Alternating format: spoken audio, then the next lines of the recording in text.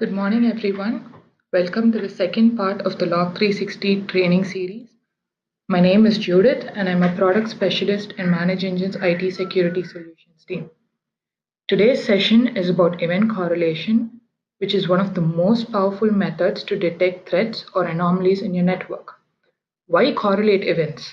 Because quick incident detection allows you to jump into action and become more proactive in mitigating these incidents. So what is event correlation? How exactly does it work? What kind of attacks can you detect? These are the questions I'll be answering today. Before we begin, I'd just like to ensure no one is facing any audio or video troubles, so do let us know on the live chat if you're facing any issues and we'll try to sort them out. So this is going to be the flow for today's session. We'll begin by setting up context with some pertinent statistics regarding the state of incident detection in the present day scenario. Following that, I'll just give you some of the basics of event correlation and explain how the feature works in the EventLog Analyzer component of Log 360. We'll also examine some important attack use cases and see how you can use the EventLog Analyzer component to gain useful insights into the occurrence of these attacks. And finally, I'll explain what actions you can perform in the correlation module. So, there are a couple of numbers I felt that can really highlight why we need incident detection methods like event correlation in today's world. Overall, the information security industry is estimated at around 90 billion US dollars and is expected to reach 113 billion by 2020. The key point to note here is the shifting trend in how money is being spent. Previously, organizations invested heavily in prevention technologies, but these days, the priority has shifted more towards incident detection and response. So Gartner predicts that this trend will continue over the next few years as well. So this can help us fully appreciate why we need to focus on incident detection and why we need better methods of identification like event correlation. Next, a study noted that the average time to detect a data breach is 205 days. A lot of damage can be done in just a few minutes, let alone 205 days. With this, you can imagine the magnitude of damage caused by an attack that takes this long to detect. So event correlation can help you detect incidents instantly so that you can respond immediately and contain any damage before it even occurs. Finally, another study found that on average, a large enterprise received about 17,000 alerts per week, which translates roughly to around 100 alerts an hour. This naturally causes a lot of alert fatigue, and it isn't practically possible to investigate all these alerts in a timely fashion. And so you might end up missing the actual threats among the bunch of false positive results. With event correlation, you can build highly specific use cases as correlation rules, thereby ensuring you only receive accurate alerts which actually need your attention. So now we move on to the basics of event correlation.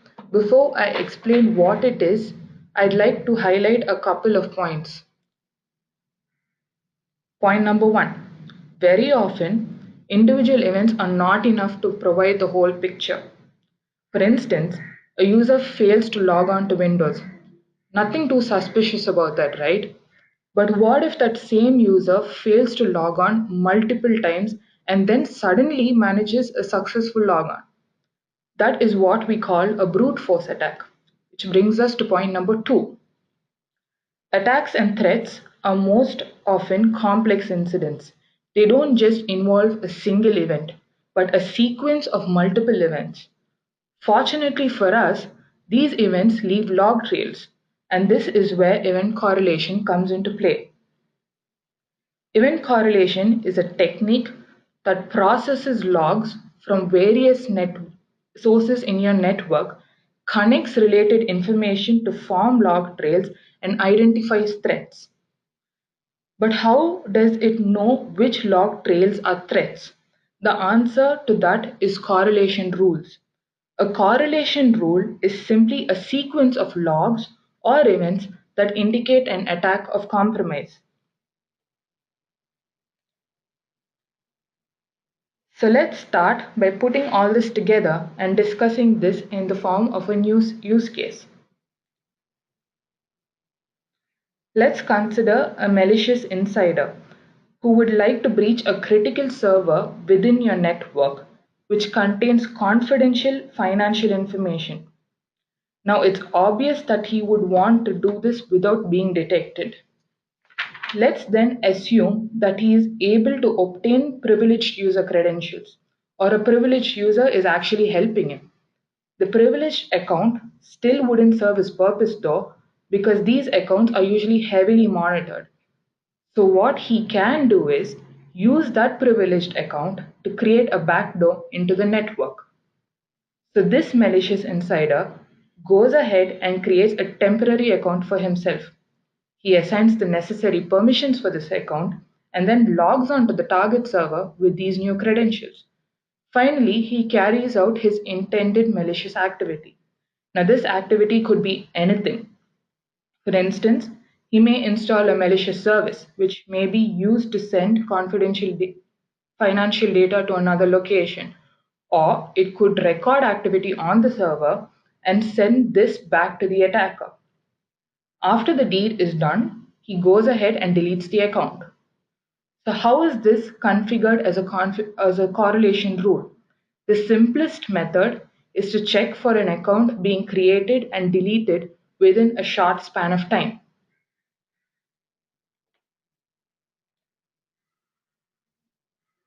So EventLog Analyzer's correlation engine is capable of correlating logs from sources across your network to instantly discover attack patterns that occur across multiple log sources.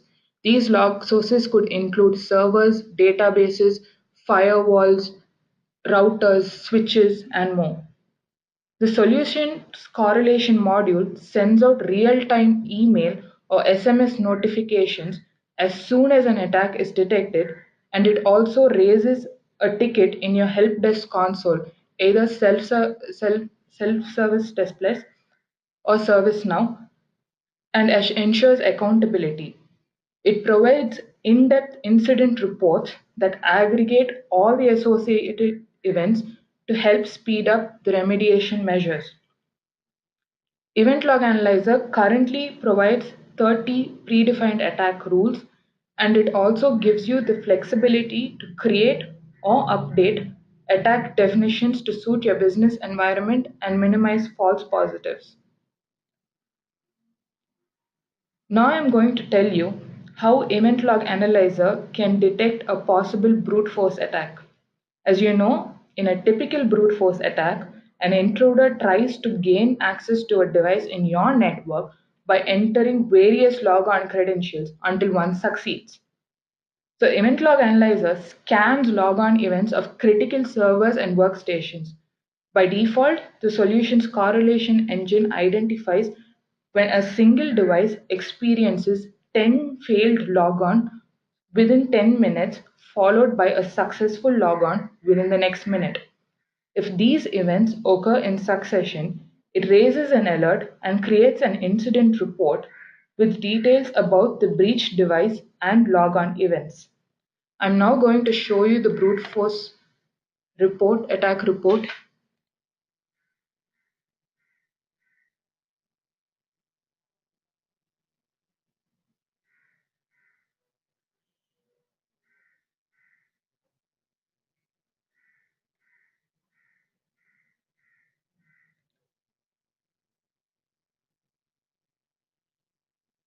So this is the correlation tab of the EventLog Analyzer component in Log360. And so EventLog Analyzer has a predefined rule for the brute force attack. It's under the user account threats category. In addition to that, we also have excessive logon failures in the user account threats category. So, as I told you, 10 failed logons within a minute, followed by one successful logon. So, as you can see, there are multiple failed logons to a device in the network, and then it is followed by just one successful logon to a device in the network. So, EventLog Analyzer records this and generates a report for the same. You can also add or remove columns depending upon what you want to see in the report. So you can also edit the fields that appear in the report. By default, it's called the username. You can edit it and enter any other display name. So the value displayed in the table can be that of the first occurrence or of the last occurrence or all the occurrences if you wish to see them.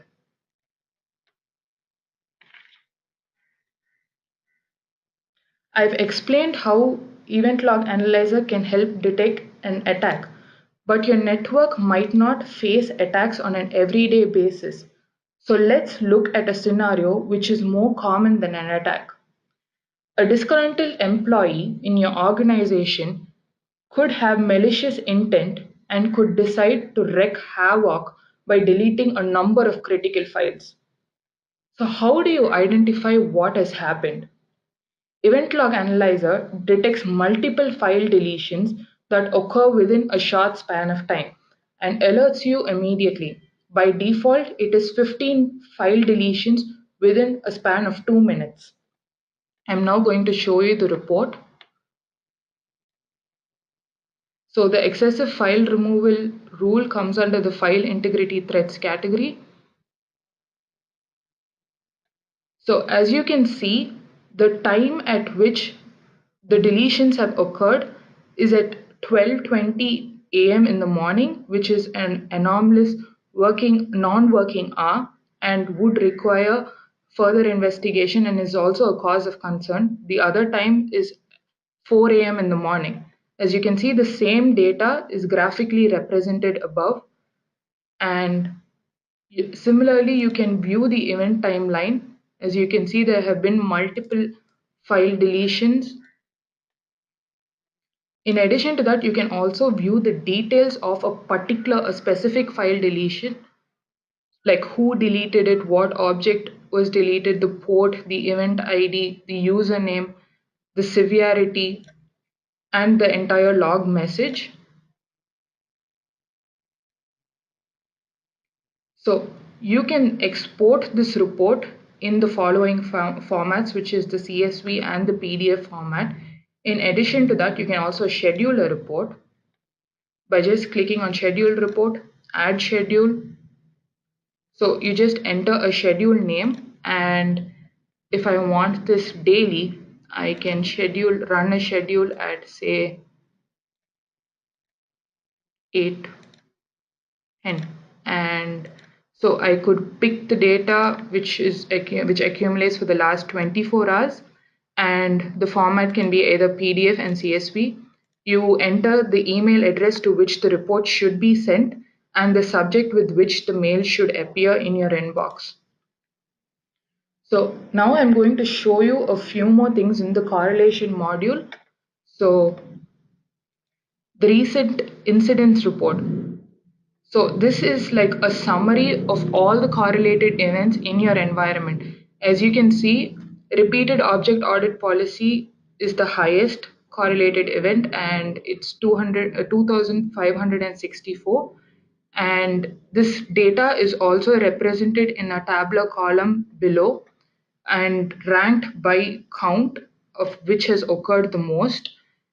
The rule along with the rule category under which it falls is shown, and the event log analyzer has a number of predefined rules, and as I told you, excessive logon failures also comes under user account threats. In addition to that, some important ones would be database threats, which is multiple tables dropped, or if suspicious SQL backup activity happens or SQL injection attempts in the database happens, all this is correlated. And something that has been plaguing a number of organizations since of late is ransomware. So we have predefined rules that can detect possible ransomware activity and ransomware as well. In addition to that, to help you in everyday activity, you can check about suspicious services that have been installed, suspicious software that have been installed, notable account lockouts, something that is of grave importance to us. And we also have cryptocurrency mining software started. You also have a rule which can correlate that, and a wallet, cryptocurrency wallet, when it starts, you also have that. You wouldn't want your resources being used by someone else for mining. So now I'm going to show you how you can manage rules. So you can enable all the rules and you can disable all the rules, or you can select a few rules and enable or disable them. One thing to note is that you cannot delete predefined rules. The rules that come with the EventLog Analyzer component by default cannot be deleted. In addition to that, you can also enable alerts. So an alert profile is automatically created in the alerts tab, and you will receive alerts whenever events of this particular rule occur and they are correlated. And you can search for particular rules. I'm going to search for brute force, and you can narrow it down. You don't have to go through all 30 rules, so you can just look for whatever you need like this. And I'm now going to show you how you can update a predefined rule.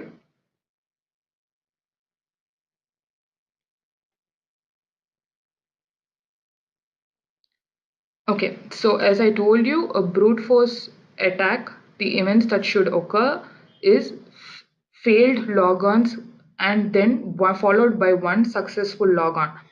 So the next action, you can customize this and enter the time within which the next action should occur.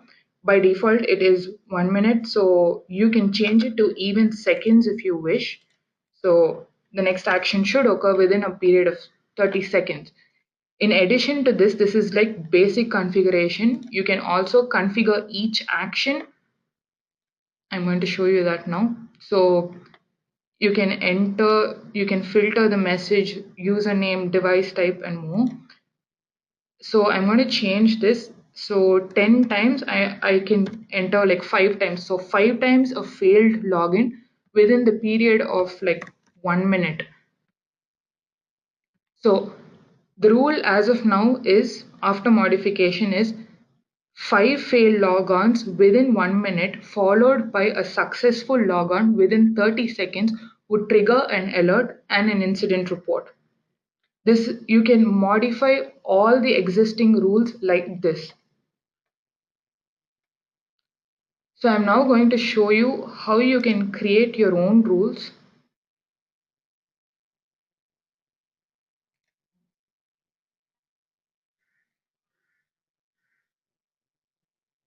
Okay, so a successful logon. So I'm just going to show you something, a successful logon. And then